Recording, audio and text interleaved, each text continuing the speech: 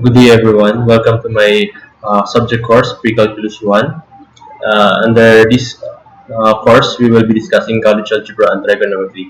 For the first part, or the midterm part of my course subject, algebra will be talked about. And for the final term, we will be talking about trigonometry. For the chapter 1 of the algebra, we will be discussing real numbers and their properties, systems of linear equations, graphs and their applications. So first, let's have an introduction. Algebra uses letters such as x and y to represent number. If a letter is used to represent various numbers, it is called a variable. A combination of variables and numbers using an operations of additions, subtractions, multiplications or divisions, as well as power of roots is called an algebraic expression. So many algebraic expressions involves exponents. So later makikita natin yung mga encounter natin yung mga uh, samples ng mga algebraic expression. So dito sa example ko, 4x squared plus 341x plus 3,194 is equal to 0. So isa yan sa mga example ng algebraic expression. So let's proceed to exponential notation. If n is a counting number 1, 2, 3, and so on a figure b, n is read as n power of b or b to the n power. Thus, the n power of b is defined as the product of n factors of b. The expression b raised to n is called an exponential expression. B is the base and n is the exponents or the power. So, yung n, yun yung bilang kung ilang beses mo i-multiply yung base mo, no? Kung meron tayong b raised to 4, so 4 times natin i-multiply yung b sa kanyang sarili. Then, let's proceed to sets. A set is a collection of objects whose content can be clearly determined. The objects in a set are called the elements of the set. So, meron tayong tinatawag na Rooster method, tsaka set build notation. Sa Rooster method, yun yung gumagamit ng numbers, representing numbers in indicating or representing a sets. Then kapag si set builder's notation naman, so siya yung counting numbers or naka-wordings yung pagkaka-express niya to represent the set. Nandiyan naman yung example ng mga ng Rooster method tsaka set builder's notation. Then intersection and union. So, intersection of the set A and B written as A inverse U, B is the set of elements common to both set A and set B. Isa sa mga example ng intersection is 7, 8, 9, 10, 11, and for set B, 6, 8, 10, 12. So, ang common sa kanilang term ay yung 8 and 10. So, ang ibig sabihin lang naman ng intersection is kung ano yung common dun sa dalawang set, no? Then for the union, union is written as A, U, B. It's a set of elements that are members of set A or set B. So si union ay yung combination ng set A and set B. So let's have application of sets, no? So one of the example of application of the sets are yung paggagamit ng Venn diagram, no? So sagutan na lang natin yung mga examples para at least mas maintindihan natin, no? In a class of 40 students, 27 likes calculus and 25 likes chemistry. How many likes both calculus and chemistry? Then number 2, problems. A club of 40 executives, 33 like to smoke Marlboro and 20 likes to smoke Philip Morris. How many like both? So yung mga example naman na nakalagay dyan is nandiyan na sa module nyo. So nasagutan na lang natin, no? Yung computation na lang ang ipapakita ko para at least ay masagutan natin yung mga problems na nandyan sa binigay kong module at para at least may review din kayo.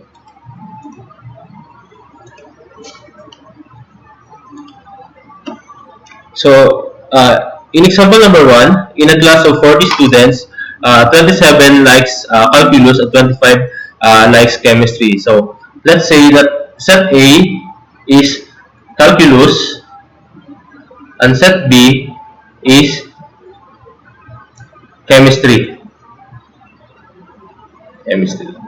So, let's say na si X is yung common dun sa both set A and set B. Yung X is yung number na kung saan common dun sa, or yung bilang ng estudyante na common na nagtitake ng calculus at ng chemistry, or yung may gusto ng calculus at chemistry.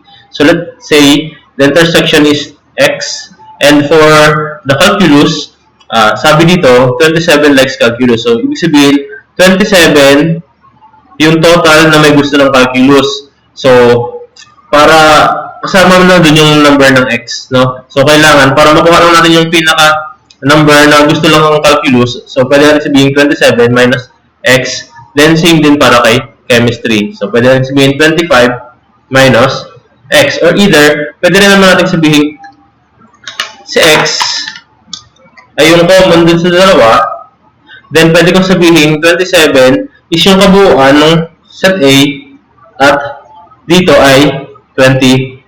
Later, para walang din naman ang lalabas na sagot niyan, no? Basta alam mo na yung 27 is yung buo. Yung 25 is yung buo kasama na yung X, no? So, for the computation, let's say that i-assume muna natin na ito muna gagamitin natin, ha? So, total number is 40. So, ang i-ano lang natin dyan ay ipa-plus lang natin ito lahat, tapos equals dun sa total number of students. So, let's say solution number 1. Let's say that 27 minus X for set A plus X, which is yung nasa gitna, plus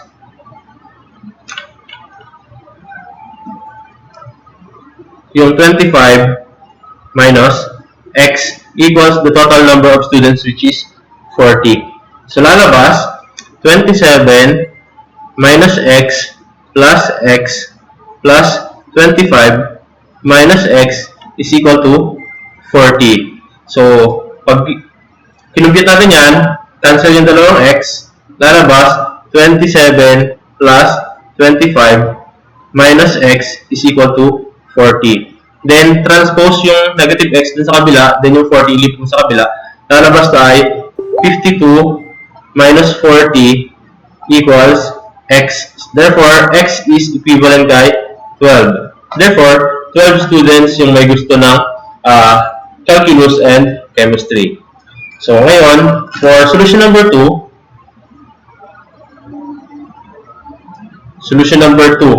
let's say, we consider yung naka-block sa taas. So, assume ko na yung X is yung number ng common or yung may parehong may gusto ng calculus at chemistry. Then yung 27 is yung the total number ng calculus, then 25 is the total number of chemistry. So, para lang masolve natin, ang process naman dito ay itong nasa labas, ipagpa-plus mo minus nung nasa loob equals the total number. No? So, lalabas 27 yung nasa labas plus yung nasa labas ulit 25 minus nung nasa loob, nasa labas, which is 27, minus, plus 25 na nasa labas ulit, minus X is equal to 40. Lalabas, 52 minus X is equivalent kay 40. Therefore, X, pag tinanans mo sa kabila, tapos yung 40 sa kabila, lalabas, X is equivalent kay 12. So, para walang naman po ng sagot, yan. No? Okay. For example number 2 tayo.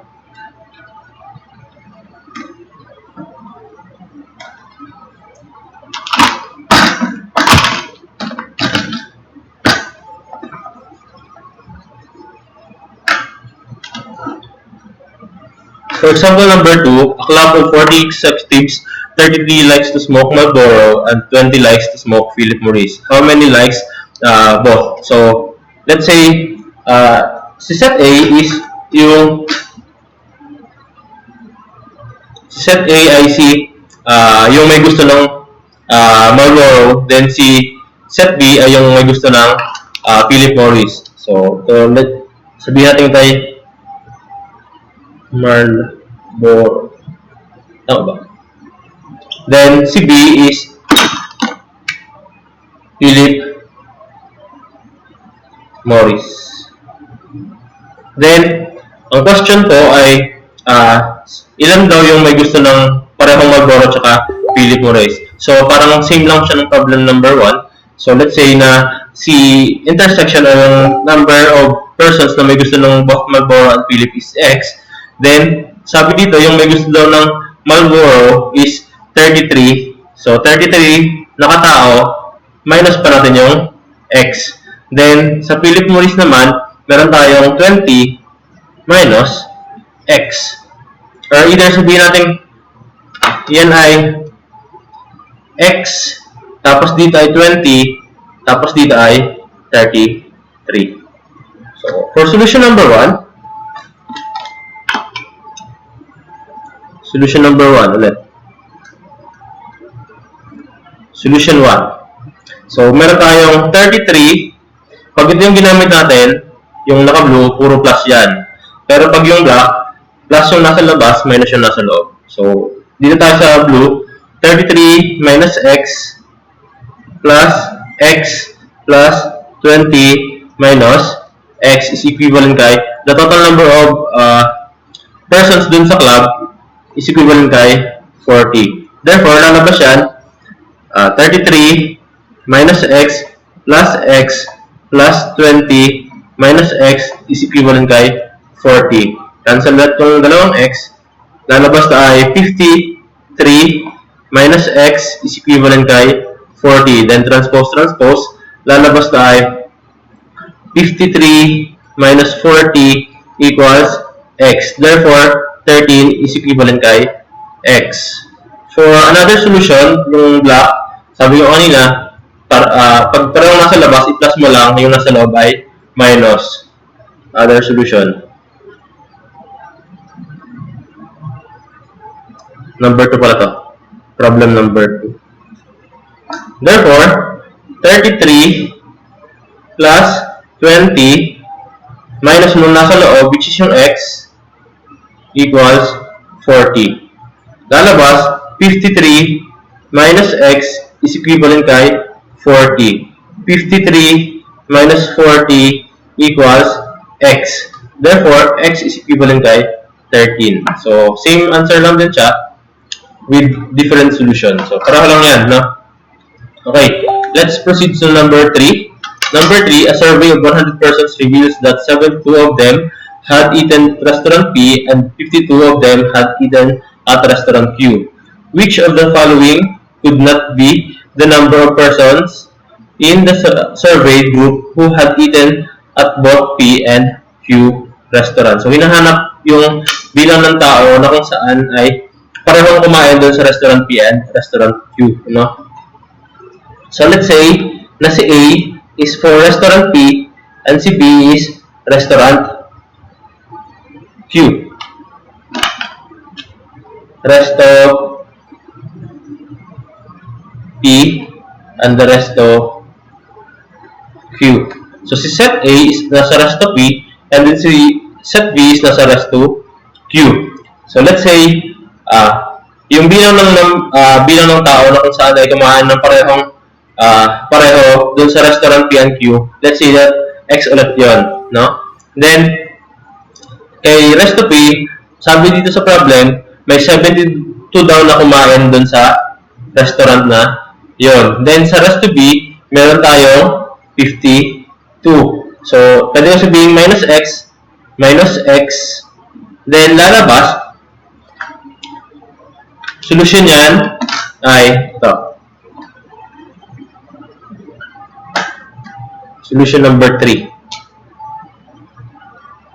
72 minus X plus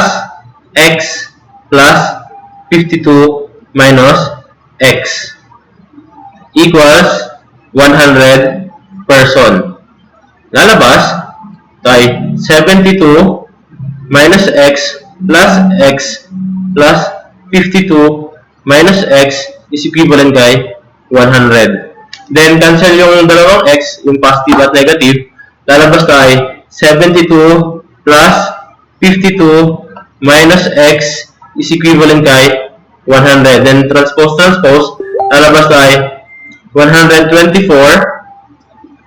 Lipat yung 100 sa kabila, minus 100 equals, lipat ko yung x, therefore x is equivalent kay 24. So 24 persons both na kumain dun sa restaurant P and restaurant Q. So for another solution, let's say na si Resto P is 72 yung tao na kumain, then sa restaurant P ay yung 52, and yung X is yung kabuuan. Basta alam natin yung 72 is yung kabuuan ng kumain dun sa restaurant P, and yung 52 is kumain ng buong sa restaurant Q. Kasama na po yun yung dalawang kinainan. So lalabas sa solution, sabi ko kanina, nasa labas minus nung nasa loob. So lalabas yan, 72 plus yung 52 na nasa labas minus yung nasa loob na x is equivalent kay 100. Therefore, 124 minus, lipat ko sa kabila, 100 equals, lipat ko sa kabila, x is equivalent kay 24. So, pareho lang po siya ng answer, final answer, 24 lang din po. Okay, number 4. In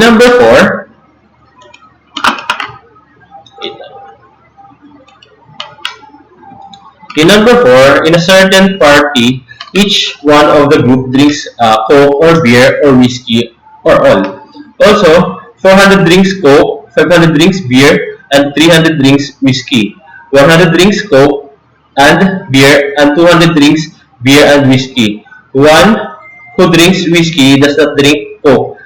How many are in the group? Okay. So, tatlo na po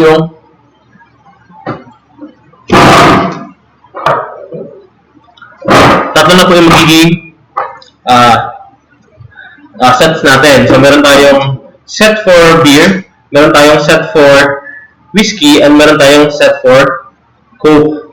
So, let's say, ganito yung magiging itsura ng graph na, ng Venn diagram natin.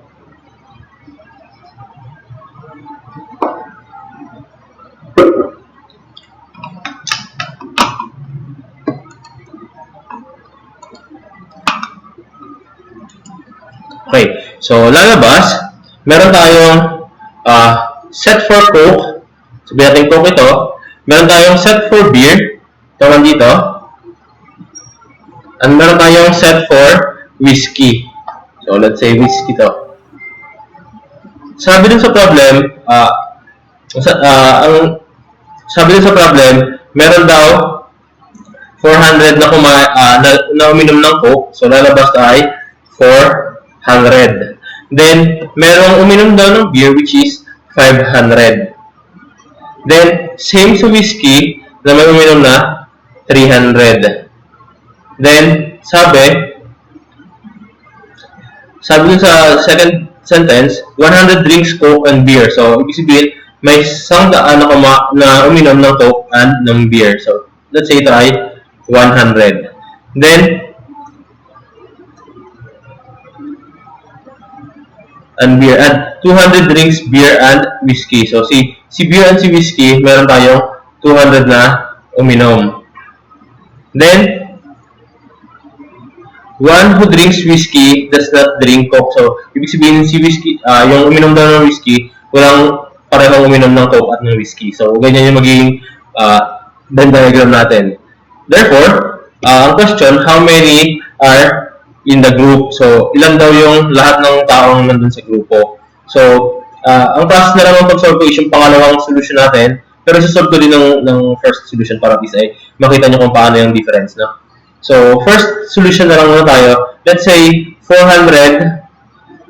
Tapos may 100 pa dito. So, lalabas to ay 400 minus 100. Therefore, to ay 300. Then, lalabas, 500 to. Meron akong 100 dito. Meron akong 200 dito. Lalabas to ay 500 minus 100 minus 200. Minus 100 minus 200. Therefore, ito ay matitira ay 200 na lang yung uminom ng beer alone. Then, dito sa 300, minus natin yung 200 na uminom ng pareho. So, lalabas minus 200. Therefore, ang uminom lang ng whiskey alone is 100 na katao. Ngayon, para ma-compute natin yung total Solution number 4.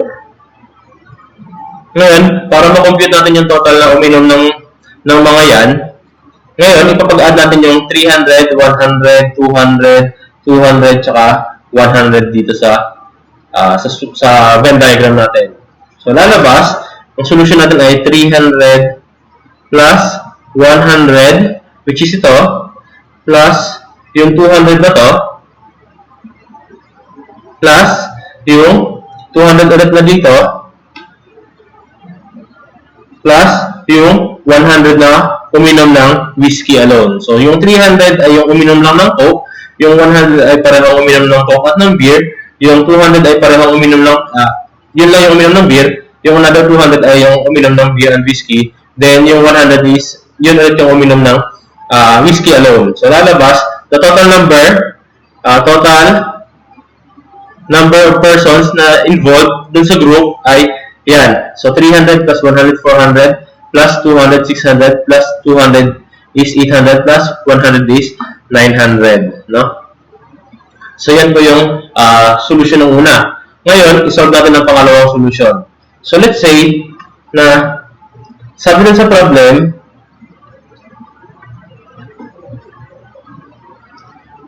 meron daw na 400 na uminom ng Coke, meron daw 500 na uminom ng beer, at merong 300 na uminom ng whiskey. Then, sinabi dun sa problem, merong uminom ng Coke and beer, which is 100, and merong uminom ng beer and whiskey, which is 200. So, gaya nga nasabi ko sa inyo kanina, so, another way ng pag-solve, pagpa-plus mo lang yung nasa labas, minus nung nasa loob. So, yung sa labas, minus nung intersection na. No? So, lalabas, ang solution natin dyan ay ito.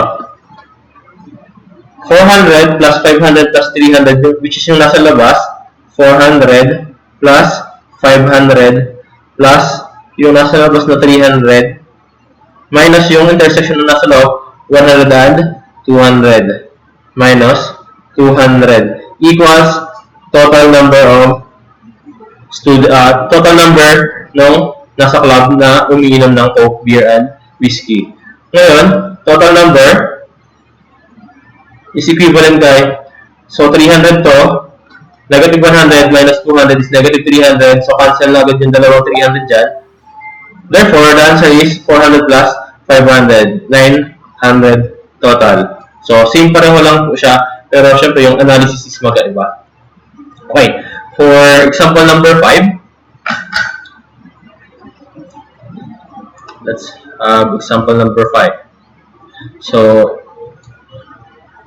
a survey of 100 students reported that the number of those enrolled in various mathematics subjects were algebra, geometry, and calculus 20 enrollees, algebra and geometry 13 enrollees, algebra and calculus 35 enrollees, geometry and calculus 35 enrollees, algebra only 70 enrollees, and calculus only 60 enrollees.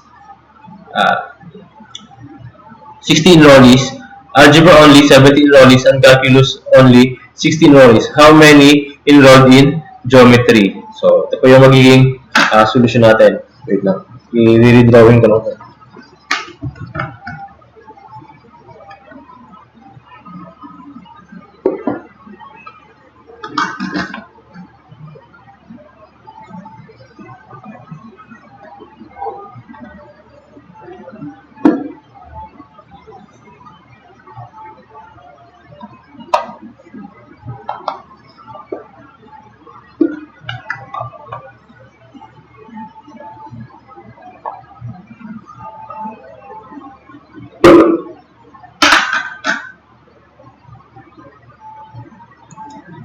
Okay, let's say na ganito yung magiging itsura ng Venn diagram natin kasi nga yung mga nabanggit kanina dun sa given, may gusto dito sa set A, set B, then set B, set C, and set C to set A. So let's say na yung first natin is yung algebra. So ito ay algebra. Then yung pangalawa natin ay geometry. Then yung pangatlo natin ay calculus. Ngayon, based sa problem, sabi dito, Algebra, Geometry, and Calculus 20. So, 20 yung enrolled dito sa 20 yung enrolled dito sa ano natin, sa both na tatlong subject natin. So, tayo 20. Ngayon, sabi dito, Algebra and Geometry, Algebra, Geometry, and Calculus 20 enrollees. Algebra and Geometry, so sa Algebra and Geometry ay meron tayong 30 enrollees. So, ito ay 30. Minus 20, kasi nga meron 20 dito. Minus 20, therefore, yung enrolled lang sa Algebra and Geometry ay 10 lang talaga. No? Ngayon, yung pangatlong sentence, Algebra and Calculus, 35 enrollees. So, si Algebra at si Calculus ay may 35 na enrollees. So, may 35 enrollees, pero meron pang 20 dyan. No? So, minus natin yung 20. Therefore, yung total lang na may tinake na Algebra and Calculus alone is 15 students. Right? Next, for Geometry and Calculus, we have 35 enrollees din. Pero, dun sa 35, kasama din doon yung 20. So, minus 20 ulit, lalabas yan ay 15 lang po. Then, Algebra only ay 70 yung enrollees natin.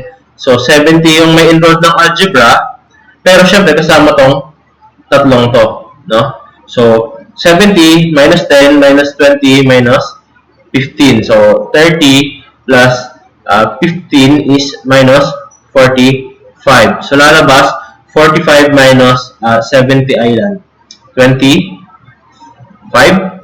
So, lalabas na ay 25 lang actual. Then, for Calculus only, so meron tayong 60 dito na enrollees. Pero, syempre, kabilang pa rin yung tatlong nandyan. So, ito ay 15, 15, 30 plus 20 is 50. So, lalabas tayo minus 50. Therefore, lalabas dito ay 10. Okay. So, ngayon, pag ganito po yung process ng pag-solve natin, lahat po yan ay magiging addition. Equals the total number of students. So, sabi dito sa problem, total number is equivalent kay 100 students. So, let's solve. Then, let's say, yung X is yung number of students na nag-enroll lang ng geometry alone. No? Para ma-compute natin, itong solution dyan. Solution number 5.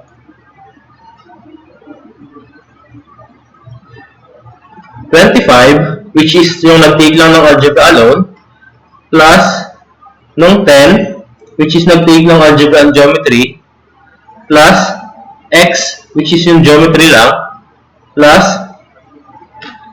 another 10 ito, which is calculus lang, plus yung 15 dito, at yung 15 dito, at yung 20. So, plus 15, plus 15, plus 20 equals 100. So, therefore, 25 plus 10 is 35, plus 10 is 45, plus 30 is 75, plus 20 is 95. Therefore, X is equivalent kay 100 minus 95. X is equivalent kay 5. So, 5 is the number of students na nag-take ng geometry only. Pero, syempre, yung kabuuan ng nag-take ng geometry ay kasama yung 10, 20, at yung 15 dito. So, lalabas, X total, or the geometry alone, X total,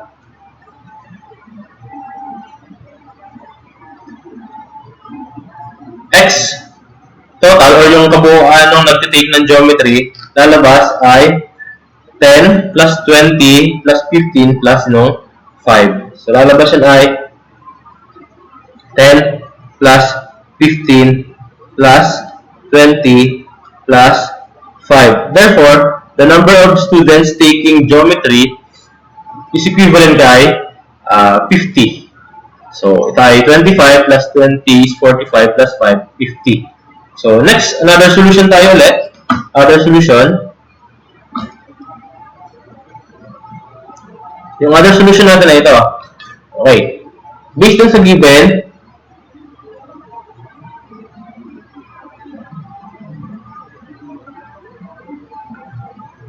merong 20 na nag-take ng parehong calculus, algebra, and geometry. Then merong 30 na nag-take ng algebra at geometry.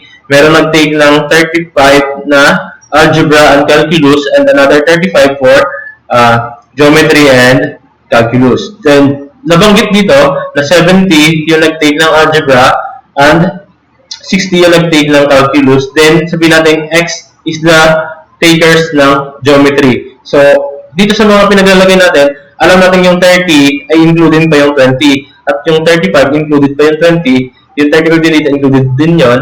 Then, yung 70 included pa yung tatlo dito. Yung 60 included pa ito. Then, yung X ay yung included pa to. No? So, ang lalabas, yung pinaka-actual answer na natin. So, another way ng pag-solve, sabi ko kanina, lahat ng nasa labas, plus, minus yung nasa loob, equals the total number of students. So, yan ay lalabas. Yung mga lahat ng nasa labas na number, which is ito, kita ko ba? So, ilalagay ko dito. So, ito ay 70, yung nasa labas, plus yung X, plus yung 60, ito, minus yung nasa loob, 35, minus 30, minus 35, plus yung another na nasa gitna. No? Basta yung ano natin is sa labas, pagpasok minus, pagpasok ulit plus, pagpasok plus, pagpasok ulit minus. So alternate na plus minus lang tayo. So lalabas plus 20 dito, yung total number natin ay 100. Therefore, pag pinagpa-plus natin to, 670 plus 60 is equivalent kay 130 plus yung 20 dito, lalabas siya na ay 150. Then, 35 plus 35 is 70 plus yung 30 dito, lalabas siya na ay minus 100. 35 plus 35 is 70 plus 30 is 100 plus X. Tapos 100 yung total dito, so lalabas 100 is equivalent kay 50 plus X. Then transpose yung 50 sa kabila, 100 minus 50 is 50 na agad. 50 is equivalent kay X. So pareho lang po siya ng final answer. Masilaw agad.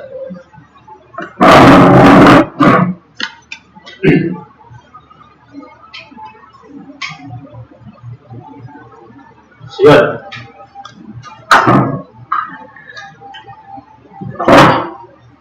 Okay. So let's proceed to number 6.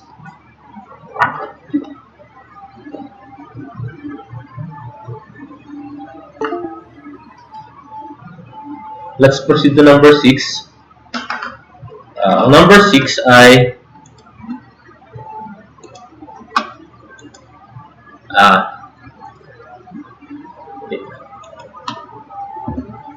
the President just recently appointed 25 generals of the Philippine Army. Of these, 14 have already served in the War of Korea, 12 in the War of Vietnam, and 10 in the War of Japan. There are 4 who served both Korea and Japan, 6 have served both Vietnam and Korea, and 3 have served both Japan and Vietnam. How many have served dun sa tatlong bansa na binanggit? Okay, so let's say na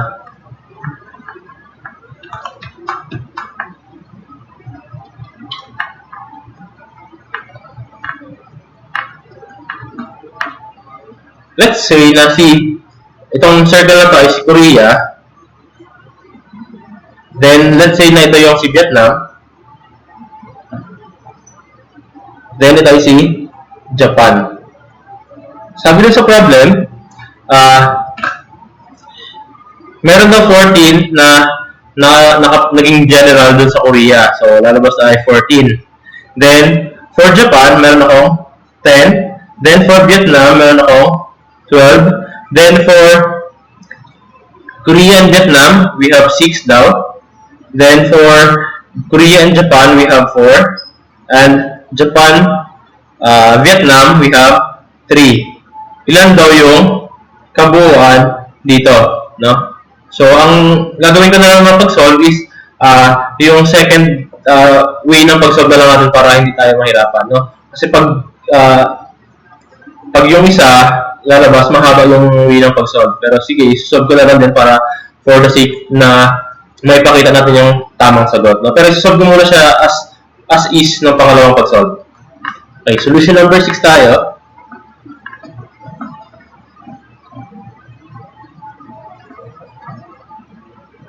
Solution number 6. We have,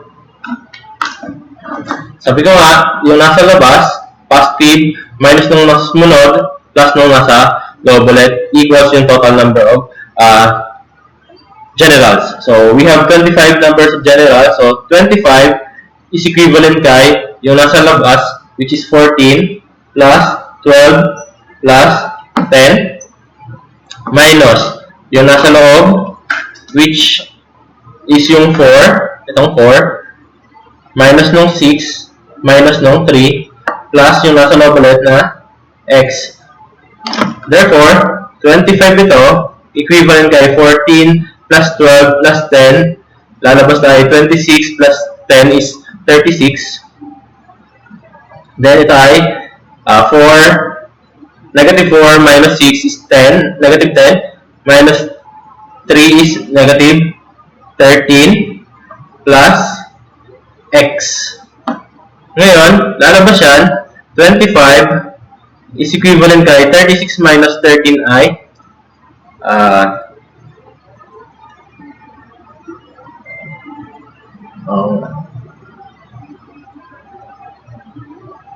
23.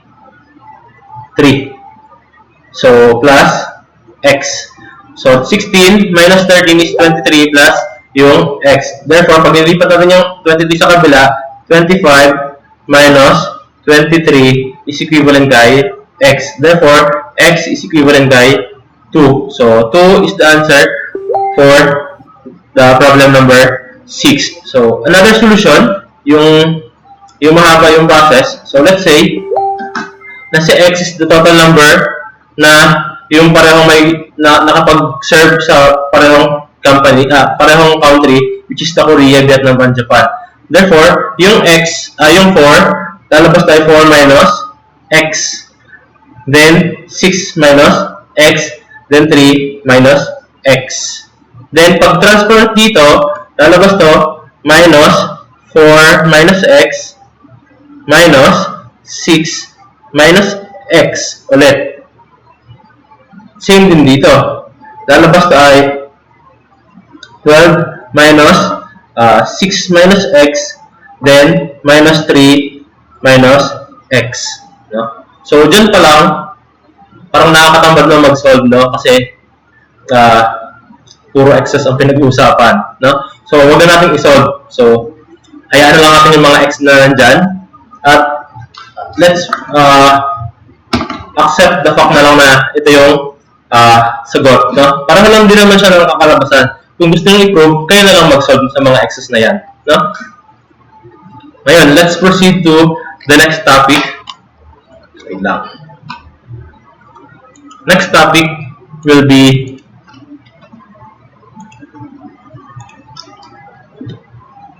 so ano ko lang, papahapiwan ko lang tong natural numbers, whole numbers, integers, rational numbers, and irrational numbers. Kasi later on, madidiscuss din naman natin siya, no? So, si natural numbers, yung description niya, these are the numbers that we use for counting. So, 1, 2, 3, 4, 5, and so on and so forth. Yun po yung natural numbers. Then, for whole number, the set of whole numbers includes 0 and the natural number. So, lahat ng counting numbers or the natural numbers, ilagyan mo lang ng 0, yun po yung tinatawag na whole numbers. Then, pag sinabing integers naman po, the set of integers includes the negative of the natural numbers and the whole number. So, pag integers, lahat ng counting numbers plus yung negative numbers. Then, for rational numbers, the set of rational numbers is the set of all numbers that can be expressed as a quotient of two integers. So, basta divisible siya ng isa pang number, which is a whole number, yung, ano natin, wag lang siya mag-equal sa 0. So, pwede siyang maging rational number. So, example yan, yung negative 17, which is equivalent kay negative 17 over 1. Then, yung negative 5, divisible by 1 siya. Then, basta yung lahat ng whole number, kasama yan dyan. Kasi nga, pag dinivide mo siya sa 1, is rational numbers.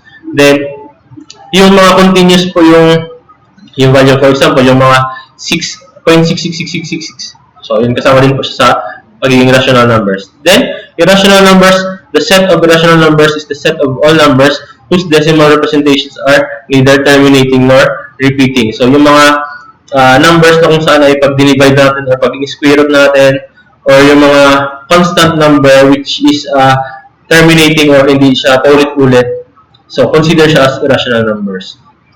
Okay, let's proceed. Exercise number 1. So, na-discuss ko na rin yan dati, pero solve na lang natin. So, consider the following sets of numbers.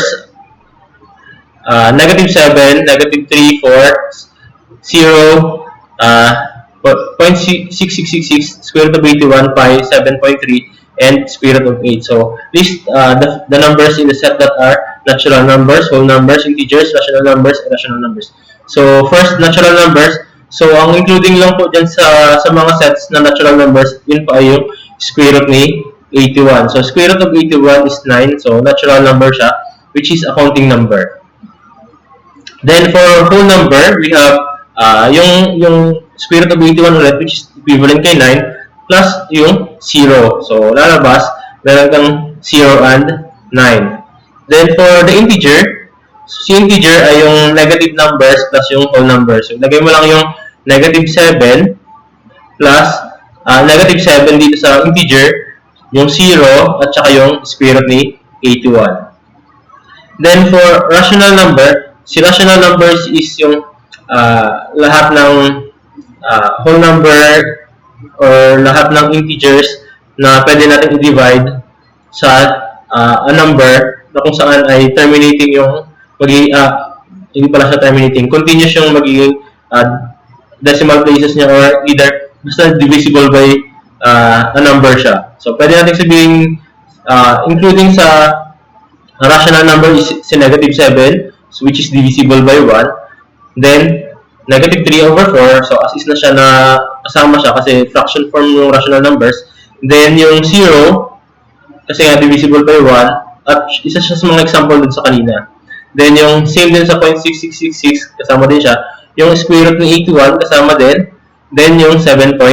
Si 7.3 is, pwede siyang 73 divided by 10. So, lalabas 7.3. So, kasama siya sa pagiging rational numbers. Then, si irrational numbers, okay, si irrational numbers are those numbers that are terminating. So, pwede natin sabihin si pi is included dun sa irrational numbers and then yung square root ni 8. So, yun.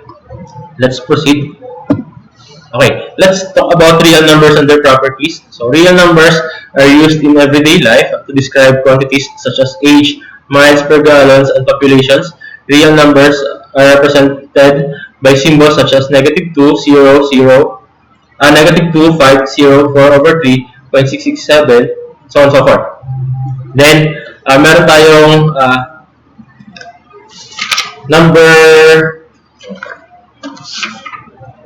subset of real numbers. So, ito yung subset of real numbers. So, first, we have real numbers. Then, si real numbers is divided into rational at saka irrational. Then, si irrational numbers are yun yung terminating, di ba? Then, si rational numbers are divided into two category, which is the integer and the non-integer.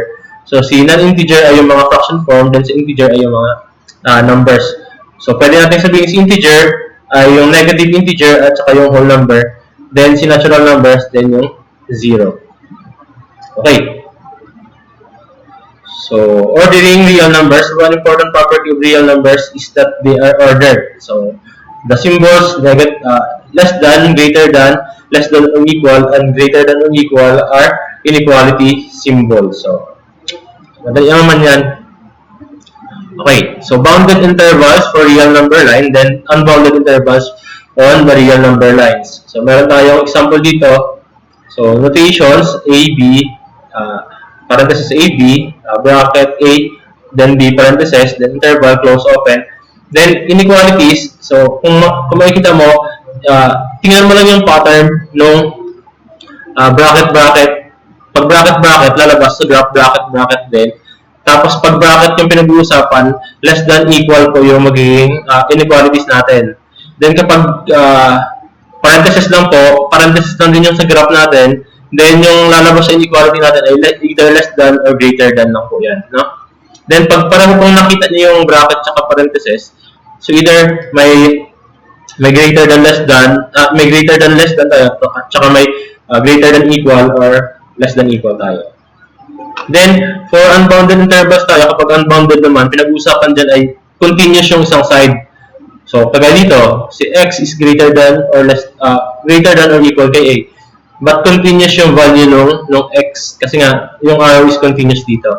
Then, for exercise number 2 tayo, identify the subsets of number represented in the figure. So, dito, lalabas dyan, negative 2 na naka-bracket dito.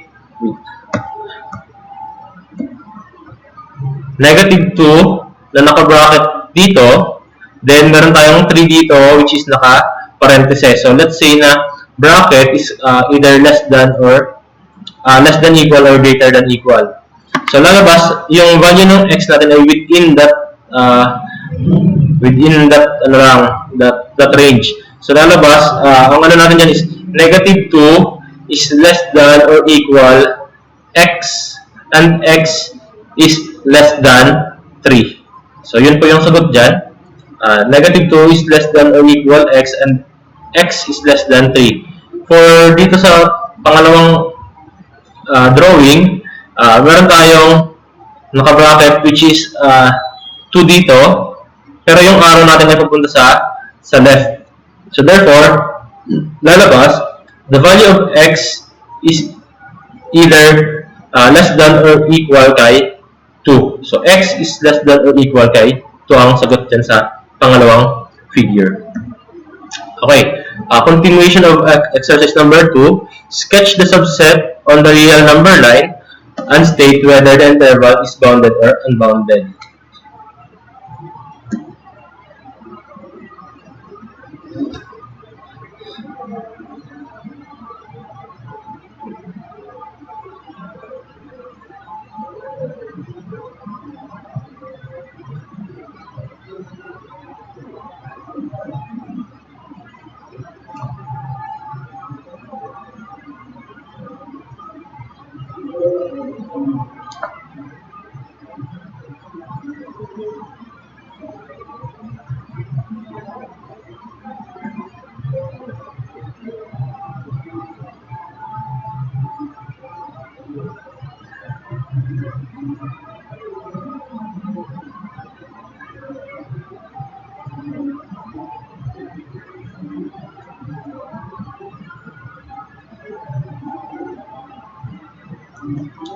Okay, let's say ito. Okay, so sabi dun sa kanila, negative 2 is less than x and x is less than 2. So, since less than dito at less than lang din dito, ibig sabihin, parenthesis po yung magiging itsura po ng ano natin. So, dito ay negative 2. So, dun sa point na negative 2, lagay ka lang ng open parenthesis. Then, for negative 2 dito, positive 2, another parenthesis tayo. So, lalabas yung number line natin na ito within this range. So, negative 2 is less than x and x is less than 2. So, the value of x will be within this range lang only. No? Then, for number 2, we have 0 is less than or equal to x and x is less than or equal to 4. So, since less than equal and less than equal yung binanggit dito, lalabas, yan po ay naka-bracket. So, sabi dito, 0. So, lalabas dito ay meron akong bracket kay 0 and then kay 4. So, within this range, dyan po mapupunta yung value ni x. Then, for number 2, bracket negative 2 po yung given po dyan na hindi po curly brace. Bracket negative 2 and 3. So, kung bracket negative 2, ibig sabihin sa negative 2 may bracket daw. Then, sa 3 ay may parentheses. Lalabas, kapag ginawan po natin yan ng inequalities, lalabas tayo negative 2 is less than or equal to x, but x is less than 3. So, yan po.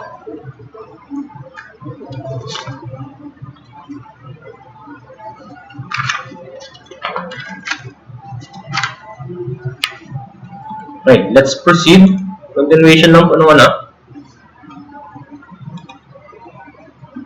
Okay, absolute value and distance. So, when we say distance, kasi pag distance kasi, wala namang negative distance. So, malamang, absolute ang magiging value dapat ng distance natin. So, the absolute value of a real number is its magnitude or the distance between the origin and the point representing the real numbers on the real number line. So, definition of absolute value, if A is a real number, then the absolute value of A is basta yung positive po yun, lalabas yan ay positive po lahat ang value nung hinahanap natin kasi nga sinabi absolute value. So, distance between 2 points, so yan din po yung kalalabasan dyan, lalabas din po, absolute dapat magiging value natin or positive, naka-plus po yan lahat. Same din po dun sa properties of absolute values. Okay, so exercise number 3 tayo. For exercise number 3, may module naman kayo dyan. Check nyo na lang kung mga tama yung mga sagot nyo nung una. No? Okay. Let's answer na lang po. For number 3, exercise number 3, evaluate absolute x over x. So, evaluate absolute x all over x for A is x is greater than 0 and B is x is less than 0. Okay, pag sinabing x is greater than 0, either 1, 2, 3, 4, 5, 6, 7, 8, 9, 10 po yan. So, kahit ano pong numbers ang gamitin natin, pareho lang po yung kalalabasan ng sagot yan. Okay, so let's say x is equivalent kay 1, therefore, absolute ni 1 over 1 is equivalent kay 1 over 1. Therefore, lalabas yan ay 1 pa rin po. So, pag sinabi natin 3 over 3, so lalabas 3, 3, 1 pa rin po yun. Okay, let's say for B, x is less than 0. So, pag less than 0, negative value siya. So, ganun pa rin gagawin ko, negative 1. So, lalabas, absolute of negative 1 over negative 1. So, lalabas siya ay positive 1 na to kasi nga absolute value to, magiging positive 1. Pero yung sa baba natin ay wala siyang absolute value. So, lalabas na ay negative 1. Therefore, negative 1. So, let's say 3 to, negative 3, magiging positive 3 to, negative 3 dito, negative 1 pa rin po yung kalalabasan na sagot. Okay. For number 2 natin ay evaluate xy. For x is equivalent kay 3, y is equivalent kay negative 5, then for B, x is equivalent kay negative 4 and y is equivalent kay negative 12. So, pag si A po ang pinag-usapan natin, let's say, absolute value ng x, which is 3, multiplied by negative 5, therefore, lalabas yan ay negative 15. So, since absolute value, lalabas yan ay 15, positive 15. Okay, for letter B, let's say, absolute value ng x, which is negative 4, multiplied by y, which is negative 12, lalabas, ito ay positive, negative times negative is positive, so lalabas siya ay positive 48, therefore, the absolute value is 48. Right? Okay, example number 3, evaluate x over y. Evaluate x over y. Therefore, for A, x is equivalent kay 15 and y is equivalent kay negative 3. And for B, lalabas, x is equivalent kay negative 24 and y is equivalent kay negative 4. Therefore, for A, we have x over y where x is 15 over negative 3, but it is absolute value. So, lalabas ay absolute value of 15 divided 3 is 5. Negative 5. Absolute of negative 5. Pero since absolute value, so lalabas yan ay 5 pa rin po. Then for B, we have negative 24 all over negative 4 equals negative 24 divided 4, lalabas yan ay 6. Therefore, the absolute value is 6. Okay. For number 4, determine the distance of 2 points from the given figure. So, meron akong negative 3, negative 2, negative 1, 0, 1, 2, 3, 4. We have negative 3 and positive 4. So, para makuha yung number yung total distance yan, bilangan mo na lang or either isolve mo, no? So, kung ako bibilangan ko na lang. 1, 2, 3, 4, 5, 6, 7. So, the distance will be equal to 7. Or let's say, distance is equivalent kay absolute value, no? Negative 3 plus minus yung distance mo na 4 minus negative 3. So, lalabas na ay 7 din. Or either baliktad po. Pwedeng D is equivalent kay negative 3 minus 4. So, lalabas na ay negative 7. So, therefore, 7. Okay.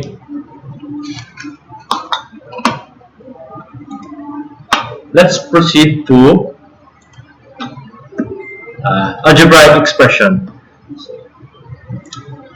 Algebraic expression is a collection of letters, variables, and real numbers, constant, combined using the operations of addition, subtraction, multiplication, division, and exponentiation. Here are a few examples of algebraic expressions. So 2x is another example of algebraic expression. 3x plus 5, another. Then 2x squared minus 4x plus 16. Then meron din tayo 6x squared po yan. 6x squared plus 4x plus 4, then 5x plus 7y. Okay, basic rules of algebra. There are 4 arithmetic operations with real numbers: addition, multiplication, subtractions, and divisions. Denote by the symbol plus, times, or yung ganyan. Of these additions and multiplications are the 2 primary operations. Subtractions and divisions are the inverse operations of additions and multiplication. So, respectively. So, yun yung mga basic rules of algebra. So, paki-familiarize na lang po yan. Para sa mga susunod na topic natin ay tuloy-tuloy na lang po yung magiging discussion natin. Okay, so siguro ikakat ko muna yung video dito para at least ay hindi siya ganun kahirap i-upload, no? Okay.